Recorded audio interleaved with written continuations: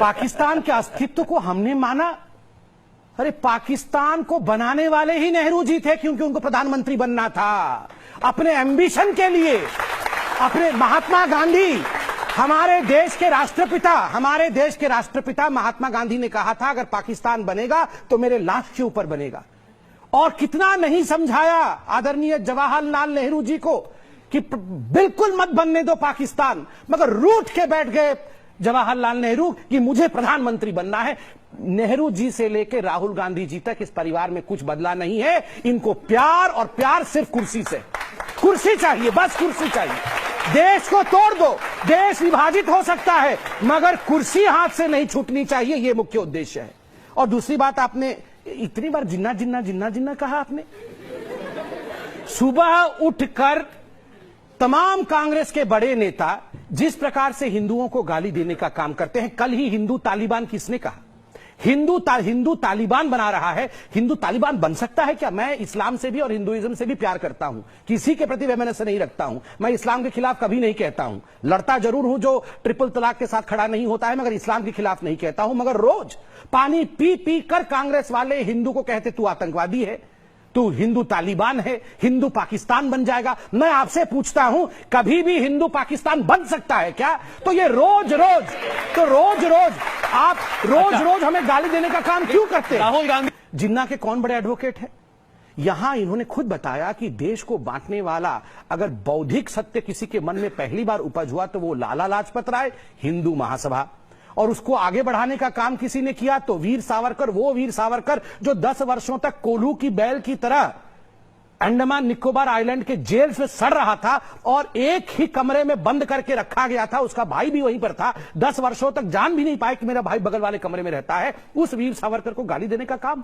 और हमने देश को बांटा। आप जिन्ना ने देश को बांटा। नेहरू जी ने उसका समर्थन किया, क्योंकि दोनों के व्यक्तिगत महत्वाकांक्षाएं थी। प्रधानमंत्री बनने का था एक इस देश में, दूसरे को कैद आजम उस देश में बनना था। तीसरी बात देखिए, मैं हाथ जोड़ के बार बार कांग्रेसियों को कहता हूं, और मनीष भाई तो मेरे अपने हैं, मैं उनको बहुत सम्मान करता हूं। मैं आज बहुत सम्मान के साथ कहता हूं, आपने अभी एक सवाल पूछा, मैंने तुरंत लिखा कि 1857 से लेकर जब तक हम हिंदुस्तान आजाद नहीं हुआ 1947 तक, बताइए कौन जनसंघी या संघ का व्यक्ति लड़ रहा था? 1857 तक चले गए। आज मंगल पांडे का दिन है। वैसे मैं आज आपको बताता हूं, मैं आज आपको एक बात बताता हूं। 1857 में हो सकता है आदरणीय सोनिया जी के परपिता लड़ रहे होंगे, हो सकता है कि उनके परिवार के लोग लड़ रहे होंगे। मैं एक बात बहुत दिल से बता रहा हूं मनीष जी, आपके भी परिवार के लोग लड़ रहे होंगे, क्योंकि आप इस मिट्टी के मूल निवासी हैं। सौरभ भाई के भी परिवार के लोग कहीं ना कहीं लड़ रहे होंगे। मेरे भी परिवार के लोग उड़ीसा के किसी गांव में अंग्रेजों के खिलाफ बगावत कर रहे होंगे, चाहे छोटे आकार में या बड़े आकार में। मगर मैं एक बात बिल्कुल गारंटी के साथ कह सकता हूं कि समूचे हिंदुस्तान में अगर किसी का परिवार का इस युद्ध में तनिक भर भी कंट्रीब्यूशन नहीं था, तो वो कांग्रेस की 19 वर्ष तक रही अध्यक्षा आदरणीय सोनिया गांधी जी के परिवार का, उनका नहीं। में मान लेते हैं कि जो कहा ठीक कहा, शिकंजी बेचने वाला को इतना बड़ा अवसर मिला कि वो कोका कोला बेचने वाला बन गया। मैं मनीष जी आपसे पूछना चाहूंगा, आप बहुत अच्छे तरीके से राजनीतिक परिस्थिति को समझते हैं। इतना बड़ा अवसर इस देश ने एक चाय वाले को दिया प्रधानमंत्री बनने के लिए। वहां शिकंजी बेचने वाला कोका कोला बेचने वाला बन गया, यहां चाय बेचने वाला देश का प्रधानमंत्री बन गया। आप उसी चाय वाले के पीछे हाथ धो के पड़े हुए हैं कि चाय वाला हटाओ, चाय वाला हटाओ, चाय वाला हटाओ। नहीं, मैं बोलता हूं, इस सुंदर लोकतंत्र ने, ये सुंदर जनता जो बैठी हुई है, आपके आशीर्वाद से आपके बीच में से एक गरीब व्यक्ति आज प्रधानमंत्री बना है। किसी को सहन नहीं हो रहा है। इनको लगता है, और मैं बहुत अधिकार के साथ कह रहा हूं, ये तमाम जो आज बड़ी बड़ी जो बातें हो रही हैं कांग्रेस की तरफ से, इनको लगता है ये सत्ता हमारी बपौती है। ये गांधी परिवार के बाहर कैसे चला गया? और वहां लालू प्रसाद यादव जेल में, ये भी इनके साथ खड़े हैं ना, लालू प्रसाद यादव मुर्गा मुर्गी बकरा बकरी किसी सबका चारा खा के जेल में बैठे और जहाज को उड़ाना पड़ता है हर डिबेट में। अभी भी स्वतंत्रता संग्राम को लेकर देखिए, आप कांग्रेसियों से बात करेगा तो एक बात ही कहेंगे, नेहरू जी, इंदिरा जी, राजीव जी, सोनिया जी और राहुल जी। उससे बाहर आपने कभी सुना है इन्होंने नरसिम्हा राव जी का नाम ले लिया या किसी और का नाम ले लिया? किसी का नहीं। इनका बस चले तो ब्रह्मा विष्णु महेश बना के ये गांधी परिवार के 3 लोगों को खड़ा कर दिया। और इन्होंने कहा कि हाँ वित्त मंत्री, एक कौन वित्त मंत्री है पादुका रख के? अरे मैं आपसे पूछता हूं, 10 वर्षों तक मनमोहन सिंह जी थे, पता चला कौन प्रधानमंत्री है? 10 वर्षों तक मनमोहन सिंह जी थे।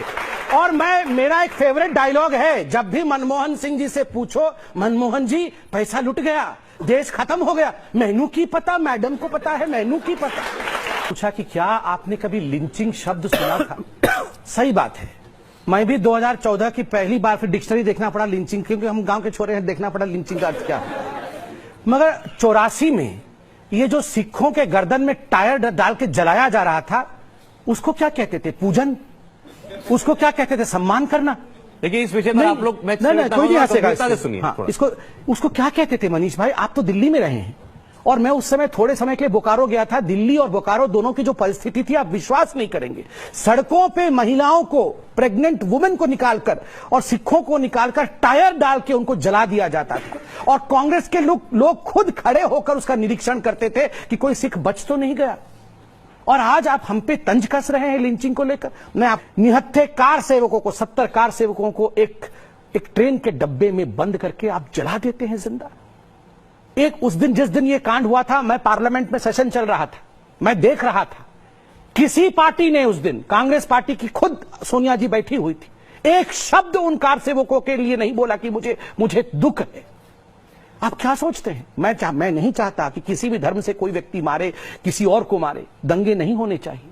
मगर मैं हाथ जोड़ के इतनी विनती करना चाहता हूं, बार बार हिंदुओं को नीचा दिखाने की कोशिश कि कार सेवक मर सकते हैं, हिंदू आतंकवादी हैं, हिंदू तालिबान हैं, इस प्रकार के शब्द और बार बार एक धर्म विशेष के प्रति आक्षेप करना कांग्रेस पार्टी बंद कर दे। मौत का सौदागर, प्रधानमंत्री माफी मांगे। प्रधानमंत्री के लिए क्या क्या शब्द नहीं प्रयोग किया कांग्रेस पार्टी ने, मैं इसके लिए कहता हूं कि कांग्रेस के वर्तमान अध्यक्ष को माफी मांगनी चाहिए। और दूसरा, आप गोधरा के विषय में कहते हैं और आपने मुझसे सवाल पूछा, फिर भी इनका हिंदू विरोधी छवि है।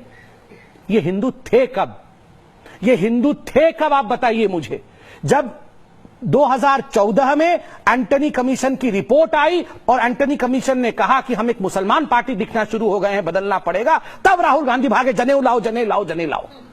तुरंत जनेऊ खोल दिया है, तुरंत जनेऊ खोल के, हाँ हम मुस्लिम पार्टी है। देखिए, बदलते हुए मौसम का बदलता हुआ फसाना हूं मैं, बदलते हुए मौसम का बदलता हुआ फसाना हूं मैं। गुजरात में जनेऊधारी तो यूपी बिहार में मौलाना हूं मैं। कि इन्होंने कहा कि ये किसी धर्म के नहीं है, ये सब बहुत ब्रह्मा जी जैसा रूप धारण किया इन्होंने कि हम ये भी हैं, हम वो भी हैं, हम वो भी हैं, सब कुछ है। जब बाटला हाउस एनकाउंटर में आतंकवादी मारा जाता है, तो मैं नहीं कह रहा हूं, सलमान खुर्शीद कहते हैं सोनिया जी सो नहीं पाई, 3 दिन तक खूब रोई आतंकवादियों के मृतक शरीर को देखकर। उस समय वो हरा रंग, भगवा रंग, अशोक चक्र कहां चला गया था उस समय?